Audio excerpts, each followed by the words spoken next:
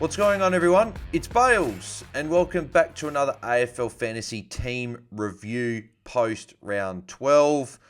Another solid enough week, to put it that way. A couple of low scores probably prevented me really from sort of soaring in sort of up the rankings, I guess, this week. But 1891, round rank of 9988. So we sort of continue our streak of top 10k round ranks. I think I've only had one since that round one game. So, or round one round. So moved us up. What was it in the end?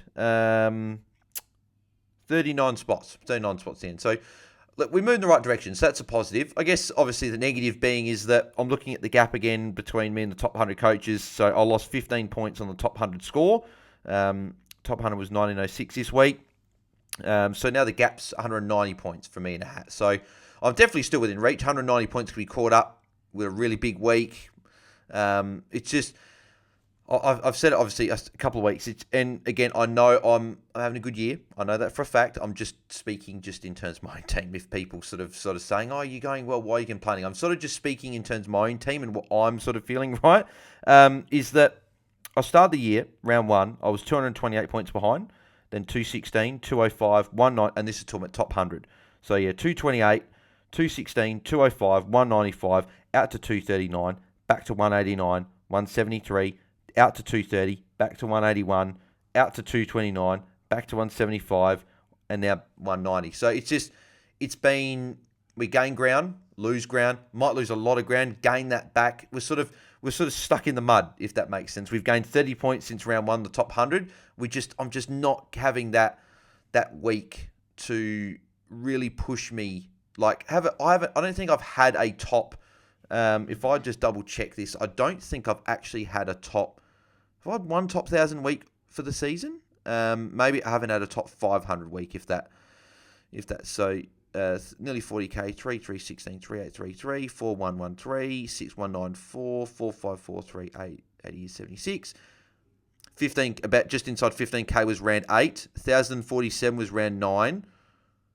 So yeah, I haven't actually had a top 1,000 week this season. I've had one just outside the top 1,000. So we just haven't had that big week yet where everything's clicked. We've had things that haven't, and some things haven't. Hopefully we can just sort of maintain our ground and gain a little bit through the buys, and we can have some good weeks in the back half of the year. But we're still in the right direction. +3, -3. I said that really quickly, then I moved on. So probably should have said that differently. But anyway, +3 and -3. +3's got to go to Bont. On the pod, I gave it to Luke Ryan. Obviously, Darren was on, and he gave it to Bont. So I wanted to get someone a bit different on the pod.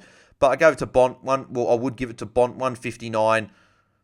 I've been just hoping for a Bont game like this for a while now. 159 was more than what I expected. I had a feeling he'd have a good game against Collingwood. I didn't think it was like still wasn't sure about the VC or anything like that. Now, obviously, I should have, but he's just been up and down, hasn't he? And the only thing that worries me, right, 149 followed up by 53. 126 followed up by 71. 159, I'm hoping that he doesn't just follow up with another bad score. I'm hoping that this is a start of a Bont run that he can build on. He's just been a bit up and down, hasn't he? Like, he's had a poor score in round 7, poor score, obviously, back-to-back here in a way. Poor score in round 5. He's been solid enough. He's averaging 105 for the year. I'm just hoping this is a start of a big second half for Bont. So, like, last 3, 109 average, last 5, 111. So, bit more like what we expect from Bont. So, hopefully he can have a good second half of the year. And then, obviously, shout out to Luke Ryan, who I did give the +3 to on the potties. But that switch from Ryan to Sheasel's been good. I've gained, what's that now? He was 8. I picked him up when he was 894, if I'm not mistaken. I don't think I can check it on here. I picked him up. He's gone 126, 144, and 142 in the 3 weeks I've had him. And I've gained cash on it. And obviously, Sheasel went down a tiny bit. So, I'm very happy with that trade that I made. So yeah, he shout to him. -3's got to go Jordan Dawson. I was at the game at the MCG, 2 for 2 in terms of losses for me watching the Crows in Melbourne. So maybe I shouldn't go again anytime soon. But yeah, late fitness test. I was there. I got there early, wanting to see is he like. I obviously didn't know until I was on the train, but I was getting there early anyway. But it was good that I got there, could sort of see him. He looked fine. Like play. I don't think he didn't look hampered to me at all by any sort of lingering issues, but he just didn't get near it. Crows were really pretty much abysmal, really, to put it like that. So he just didn't get amongst it. I think he'll be fine moving forward. If I'm hearing that there is some doubt about him playing on Thursday, I don't think there really would be, but if there is, then that's a decision I'll make. He could go for me just because I've got him, Steele and Bont on that round 15 bye and look to target him back after the bye, but we'll have to see anyway. But yeah, he gets a -3. That's a poor score. His first one for a while now, and that's his first one since like round 5. He's been really good, so I'm hoping that he responds with that. I think, didn't he get like was it only like a week after or a few weeks after he got the 155 after that 60? Yeah, responded with a 155 at home against the Bombers. So hopefully, at home against the Tigers, we see something similar. But he's been a good pick, just obviously frustrating with a low score there. But let's get stuck into the players through here. So, as always, if you are enjoying the content around here, make sure you do smash a like on the video and subscribe to the channel if you haven't already. We're only 29 subscribers away at time of recording, away from 2,400. So if we can hit that milestone, that'd be fantastic. Obviously, we go for 2,500, then we go for 3K. So if you can help us reach that goal, it'd be very much appreciated.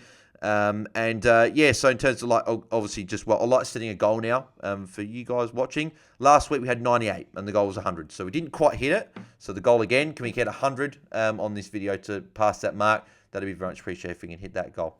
In terms of players this week, obviously just spoke about Luke Ryan then. He's been great. Obviously on bye this week, but it's going to be hard for people to bring him in now. So I'm glad I don't have to worry about bringing him in, and I've got him locked away. So he's been very, very good. Nick Dacos, again, he continues his streak of 110s for me. That's 4 in a row since I brought him in. I banked the 110. My line is a bit lower.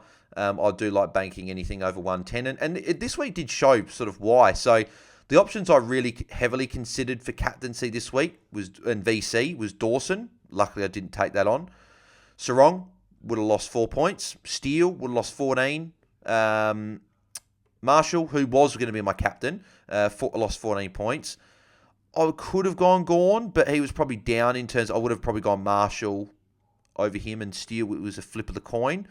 Didn't really look at Flanders either. So all in all, I'm pretty happy I took that 110 and content with that. Obviously, it would have been good to have Bont, but that's fine. I'm happy enough anyway.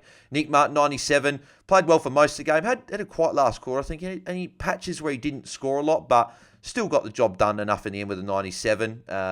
So I'm still happy enough with him. Hayden Young, 108. I think did he get 100 last week? Is that back-to-back tons for him now?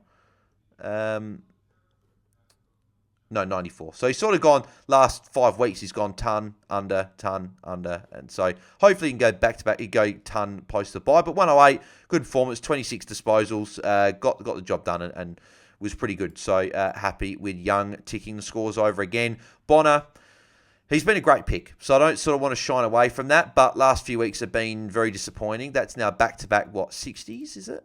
He got 65 last week, yeah, after those back-to-back big scores. I thought I was going to be able to maybe sneak him through the round 15, but unfortunately, time's come. He's got to go. Break-even's now 118. He dropped 23k this week. He's, again, great pick. 312k's made. I picked him up post round 1. So I've been very happy with it, but he's got to go now. And then Closey as well. He could go, but he's got the Saints this week. I'll probably keep him for this week for the good matchup and then look at offloading him in round 14. Whitfield, obviously on bye, and Reid didn't play. And apparently Reid, there was injury concerns with him in the VFL as well. So that's disappointing again. So that looks like that's going to be just a red dot's going to sit there for me for the whole year. Talked about Dawson before. Poor game from him. Caleb Sarong, 106. Again, he's sort of just... I'm fine with him ticking over these low hundreds, especially when you got other guys around him that are just dropping poor scores. Again, only one score over 110 since round 6, but they've all been tons, so I'll take it. I guess it's probably just in terms of captaincy, I'm probably not looking at him at the moment. As a captain, I'm probably looking at him, probably not as a VC, just because I'm probably looking for that ceiling score. It was obviously good to get him in for that 141 there, and hasn't gone under 100 for me, so I'm definitely happy with that. He's on bye this week, so obviously he'll rest up and then be back a week after. Jack Steele, 96. He essentially got it from 3 quarters because he laid a donut in the first quarter, statless in that first quarter, 15 tackles. So he got the job done enough in the end, and still trucking along okay. So that's fine. Obviously, talk about Bont before the 159. Clayton Oliver, it's frustrating. I know Melbourne got badly beaten today, and he still got an 86. He's still got a solid enough score. He's been solid. like he's just ticking over 99, 94, 85, 86. But at the moment, it's looking like I may look to offload him at round 14 just because I want to bring in these mids that are going to have these big scores. That's how I'm going to have this top 500 week I keep talking about to sort of really push towards the top 100. So I'm looking, Oliver could be a guy that goes. His time on ground's not improving. It's just staying anywhere from 75 to 79%. And so whether they change that post buy, I don't know. He's got good matchups post the buy, but he's just not putting up those ceiling scores. Only 200s this year. I might trade him. But then again, he's not a priority at the moment. He only made 7K. You want him to make some cash, but Jeremy Sharp, 80. Ticked over another solid score again. What did he make this week? He made how much money? 27K, break even 70. I'm sort of on the fence if I keep him. I'm probably going to keep him just because he works for the buys and helps me in rounds 14 to 15. But there is a way that I could potentially trade him this week. I could do that. So that's just something I've got to weigh up with my trades. Kane McCullough, 56. It was disappointing. He had I think he had 0 in the last quarter. I was hoping that was going to be a 70, but then day's a rookie, and it didn't count for me. Did it count for me this week? So, no, Closey, McAuliffe, and Wilson didn't count for me. So Dawson 60 counted. So that's really what cost me this week. If he put a 110, 120 on the board, that would have been a big week for me. And obviously Power, Goulden both buy, and Jai Clark didn't play with the suspension. I hope he comes back this week. Ryan Marshall, 96. Again, the frustrating thing with Marshall was the fact that he gave away 6 free kicks again. That's now... he's now given away 16 in the last 3 weeks, 18 in the last 4 weeks. Obviously put the big 2 scores there. He was obviously bad last week. Solid enough this week. His disposals were a little bit down compared to what he's been doing. His marks, he hasn't been a huge marker this year. He was big early in the season in like this patch here, but hasn't taken a lot then. His tackles have been down the last 2 weeks. Hopefully he can put up a good score this week against, I think, Ned Moyle. I don't think Witts will be back this week, but we'll have to see. Hopefully Marshall puts up a good score. And Gawn as well, 122, just, again, was good, even in a defeat. Just got it done again against the duo in Jackson and Darcy. 23 disposals, 4 marks, 4 tackles, 31 hitouts, 1 goal, 1. So solid. Pretty happy with that. So, I'll definitely take that score from Big Max. And, he's looking like he's going to be the top ruck for the year. Obviously, Barnett didn't play. Flanders, 113. Good to see him back after a week off with illness. Had a bit of an ankle scare early. Went off, got it restrapped, came back on, looked good. So, he's good to go. He's got the Saints this week as well. So, potentially a big score coming there. Darcy Wilson, poor score there. 59 against West Coast. You probably want him to do a bit better than that. Break even at 89. He's a guy I might look at offloading this week. So like 59, that's his worst score since round 6, and his only score under 70. So you could keep him. He's got under the roof at Marvel. It's pretty much him or Dempsey, I think, will go for me this week. One of those two. So it just depends who I trade. Sexton, 102. Yep, very, very happy with that. He made a truckload of cash again. What did he make this week? 51K, break even to 40. Got the Saints this week, so it could be a nice score. He's looking like a guy that we might be able to hold past his buy. I know Power comes back, but in a forward line, if he's at F6 post the buy, I don't think we're complaining at all. Harley Reid, 75 is solid. He was looking like he was potentially going to get his first career 100, but then bad last quarter, got suspended for 2 weeks, so he's got to go now. Dempsey, 104 was great. Made a little bit of cash as well this week, 27K, 41 break even. He's got low break even. He's got a tough matchup against Sydney, though, so whether I keep him this week and train the week after I trade Wilson, I'm not sure, but one of those two will probably go for me. But Dempsey, 104, very, very happy with that. In a perfect week to do it in a buys when he could count is very, very helpful. I was hoping that might have been instead of Dawson, but then Closey sunk the bed today, or yesterday, I should say, and so I didn't get that, so Dawson had to count. And Fraser, 65, was solid enough as well, in a decent enough matchup, and just ticked over some nice cash gen, made 50K this week. And obviously Heaney on bye. Richards obviously was injured, and Garcia, who knows what's happening with him. So that's the team from round 12. Round 13, it's looking like I might have just a 22, obviously, because I've got a few extras. I've got Ryan, Young, Sarong, and Sharp all on bye this week. Whether I trade Sharp this week, I don't know. My trade plans at this early stage, is going Harley Reid down to McMullen, which means Freya is technically my F6, but he's going to be upgraded at round 15 anyway, up to someone.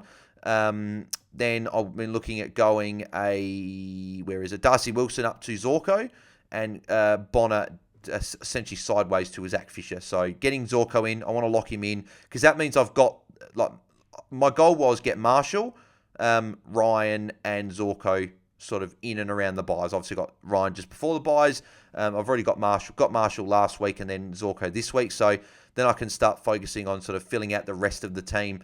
I think I'm only going to have, I think post this week it's just Sharp, Fraser, and Closier. I've got to fix technically the spots on field. So Closier we can fix next week. Fraser the week after, and then Sharp will be around 16. But there is a chance I'll trade Sharp this week maybe and have a bit of extra cash going into next week. But we'll have to see what happens with that one. Maybe I want to keep Wilson in my forward line potentially. I don't know. But that's what we're looking at doing. So, but yeah, let me know in the comments below, guys, how you guys went in round 12. Let me know your +3s, your -3s, your round ranks, and your overall ranks, and your trades for this week. Put them in the comments below. If you've got any questions, also leave them in the comment section below. And if you'd also like to ask me a question on Q, links in the description below as well, so you guys can hit that up. And for if you're just listening to it, you haven't checked the description, it is askmeonq.com /AFL Fantasy Fanatics, where you can ask a question. You get a personalised audio response. It goes straight to your inbox. No one else hears the advice you give.